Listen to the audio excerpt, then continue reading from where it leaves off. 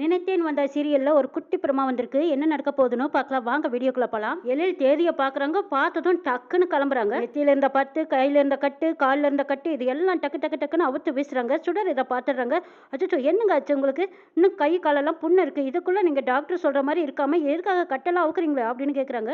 குழந்தைங்களை மட்டும் பார்த்துக்க வேண்டியதுதான் உன்னோட வேலை. என்ன பார்த்துக்க வேண்டியது உனக்கு வேலை கிடையாது. உன்னோட வேலை என்னமோ அதை மட்டும் பார்த்துட்டு போ. என்ன எதுக்குன்னு கேள்வி கேட்குற அவசியமும் உனக்கு கிடையாது. போ அப்படின்னு சொல்லிட்டு பாத்ரூம் போனதும் பட்டார்னு கதவை சாத்துறாங்க. வெளியில வந்ததுக்கு அப்புறமா ரெடியாகி மெல்ல மெல்ல கீழே இறங்கி வந்துட்டு இருக்காங்க. எழில் இதை சுடர் கவனிச்சிடுறாங்க. என்னாச்சு டாடி ஏன் இவ்வளவு அவசரமா கிளம்பி போறாங்க அப்படின்னு கேட்குறாங்க. சுடர் என்னன்னு தெரியலையே, இவ்வளவு உடம்பு சரியில்லாம இருக்கும்போது இவங்க ஏன் இப்படி போகணும்? பேசாம வீட்டில் இருக்க வேண்டியது தானே.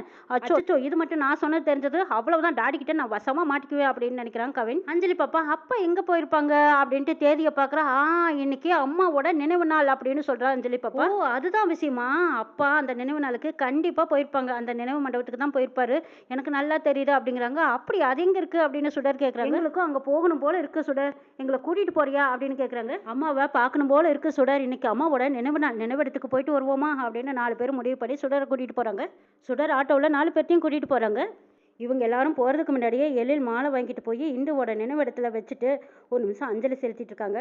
நீ இல்லாத ஒரு வாழ்க்கை எனக்கு வாழ்க்கையே இல்லை இந்து அப்படின்னு அவங்க மனசில் இருக்கிற ஃபீலிங் பூரா கொட்டி தீர்க்குறாங்க. நீ இல்லாத இந்த வாழ்க்கை எனக்கு எவ்வளோ பெரிய பாரமாக இருக்குது தெரியுமா? குழந்தைங்களை எப்படி எப்படி வளர்த்துறது, குழந்தைங்களோட மனசையும் என்னால் புரிஞ்சுக்க முடியாமல் நான் தவிக்கிறது, இதெல்லாம் உனக்கு சொன்னால் புரியுமா? குழந்தைங்களோட பாசத்தையும் என்னால் புரிஞ்சுக்க முடியல, என்னோட பாசத்தையும் அவங்களாலையும் புரிஞ்சுக்க முடியல. இதுக்கு இடையில நீ இல்லாதது எனக்கு பெரிய வேதனை அப்படின்னு சொல்லி புலம்பிக்கிட்டு இருக்கிறாங்க. கண்ணீர் விட்டு அழுதுட்டு அந்த இடத்துல இருந்து போயிடுறாங்க. சுடர் ஆட்டோவில் வராங்க, குழந்தைங்களையும் கூட்டிகிட்டு வராங்க. இதுதான் எங்கள் அம்மாவோட நினைவிடம்னு சொல்லி கவின் அபி எல்லாரும் கூட்டிகிட்டு வந்து காட்டுறாங்க. அந்த இடத்துக்கு சுடர் கூட ஒரு நிமிஷம் அவங்களையும் அறியாம ஏதோ ஒரு ரத்த சொந்தம் இழுத்துருக்கு. அம்மா அம்மான்னு சொல்லிட்டு 4 குழந்தைகளும் நினைவிடத்துல போய் அவங்க ஒவ்வொருத்தரும் ஒரு இடத்துல உட்காந்துக்கிறாங்க. அம்மா மடியில படுத்த மாதிரி ஒவ்வொருத்தரும் தலை சாய்ச்சி படுத்திருக்கிறத பார்த்துட்டு சுடர் மனசு நெகிழுது. அம்மாவோட நினைவிடமா இது? என்னடா இவ்வளவு குப்பையா இருக்கு, சரி இருங்க நான் கூட்டி பெருக்கி சுத்தம் பண்ணி அம்மாவுக்கு அஞ்சலி செலுத்திட்டு அங்கிருந்து போலாம் அப்படின்னு சொல்றாங்க. சுடர் சரிங்கிறாங்க. காவியா அபி அஞ்சலி எல்லாரும் ஆளுக்கு ஒரு வேலையை செஞ்சு அதை கோயில் மாதிரி மாற்றிருக்காங்க. சுடர் குழந்தைகளை கூட்டிகிட்டு போகிறத மனோகரி பார்த்துட்டாங்க. மனோகரி உடனே வேலுக்கு ஃபோன் அடிக்கிறாங்க. வேலும் 4 ரவுடிங்களை அனுப்பி வைக்கிறாங்க. எங்கே போகிறாங்கன்னு ஃபாலோ பண்ணுங்கடா அப்படின்னு சொல்லியிருக்காங்க. அதே மாதிரி ஃபாலோ பண்ணிட்டு வந்திருக்கும் போது இந்த குழந்தைங்களாம் இந்த இடத்துல இருக்காங்கன்னு சொல்கிறாங்க. ஓ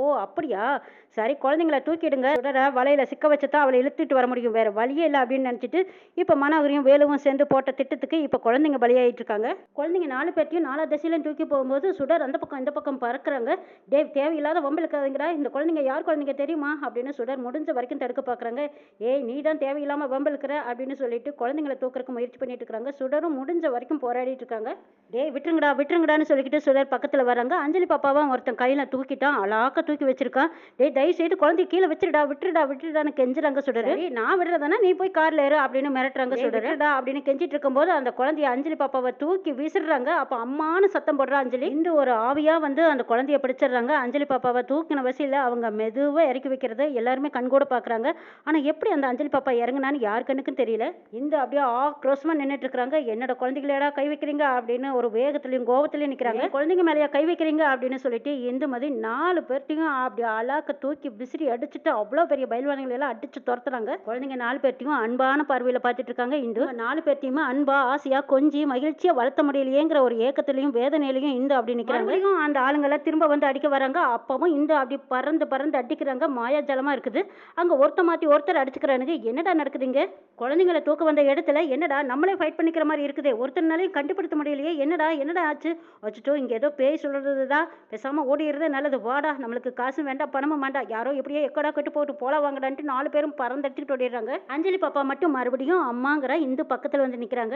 அஞ்சலி பாப்பாவுக்கு அந்த தூணை பார்க்கும்போது அம்மா மாதிரி தெரியுது. அம்மானு கட்டி பிடிக்கும் போது அந்த இடத்துல இந்துவா போய் நிக்கிறாங்க. அம்மா நீ எனக்கு எப்பவும் பக்கத்துல இருந்தா எனக்கு எவ்வளவு நல்லா இருக்கும் அப்படின்னு அஞ்சலியோட ஏக்கத்தை சொல்லி அழுகிறா. சொல்ல முடியாம தவிச்சிட்டு நிக்கிறாங்க. இது எல்லாத்துக்கும் காரணம் அந்த மனோகரி. அவ பேராசப்பட்டதுனால தானே என்ன உயிரை காவு வாங்கிட்டாளு, என்னோட குழந்தைகளையும் என் புருஷனையும் என்கிட்ட இருந்து பிரிச்சுட்டாளே அப்படின்னு சொல்லி கண் கலங்கிட்டு கொண்டிருக்காங்க இந்து. இந்த இடத்துக்கு பெரிய காத்து ஒன்று அடிக்குது. அதே நேரத்துல இதமா 4 குழந்தைகளையும் அன்பா ஆதரவிக்கிற மாதிரி ஒரு காத்து. இதையெல்லாம் பார்த்துட்டு சுடர் சரி வாங்க போலாம் அப்படின்னு 4 பேர்த்தையும் எப்படியோ தப்பிச்சு காப்பாற்றி கூட்டிட்டு போறாங்க. ரவுடிங்கெல்லாம் உடனே வேலுக்கு போன் அடிக்கிறாங்க. வேலு மனோகரிக்கு போன் அடிக்கிறாங்க.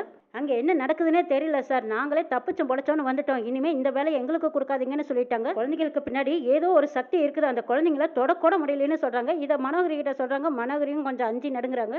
நினைவு நாள் அதுவும் ஒருவேளை இந்து வந்திருக்க வாய்ப்பு இருக்கோ அப்படின்னு நினைக்கிறாங்க மனோகரி. இந்துவோட நினைவிடத்துல நடந்ததெல்லாம் நினைச்சு பார்த்தா சுடர் குழந்தைங்க எல்லாரும் வீட்டுக்கு வந்துடுறாங்க. என்ன சுடர் ஏன் ஒரு மாதிரியா இருக்கேன்னு பாட்டு கேட்கறாங்க.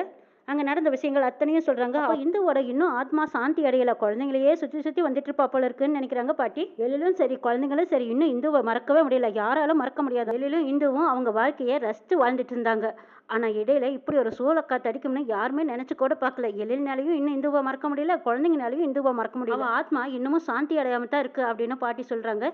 எழில் இந்துவோட கதையை கேட்க கேட்க சுடருக்கு இந்துவை பார்க்கணும் போல தோணுது. அவங்க போட்டோவை மறுபடியும் தேட ஆரம்பிக்கிறாங்க. என்ன நடக்க போகுதுங்கிறதையும் ஒரு எபிசோட்ல பார்க்கலாம்.